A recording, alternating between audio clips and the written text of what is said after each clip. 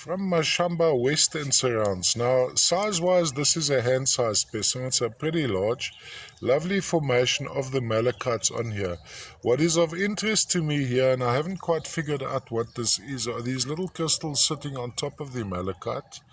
Associations, we've often found cuprite in these sections. Of course, Mashamba West is very famous for cuprite. In essence, quite an aesthetic little guy.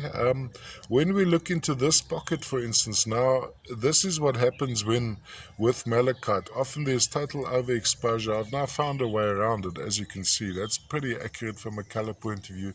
It's almost like there's a little person trapped under that ledge. We go around like this, and on the back we have some minor crystallization, which is also quite interesting. Now here we could be looking at heterogenite or perhaps some native copper. A little bit unsure. Also, of course, the cuprite. There is a large possibility that we may be looking at some cuprite here. I eventually got this camera how to kill the overexposure. It took me a few years, must say. Lovely, look at that. And as we go closer, let's see how close we can get. And it's going to get a little bit dark now. Here we go.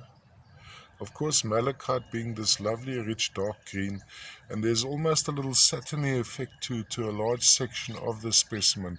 Size-wise, hand size, so pretty good size. Quite a lovely example of malachite from, in this case, the Mashamba West mine. Interesting enough, on the cross sections you don't find the typical telltale patterning of the malachite. Maybe minor, but not very.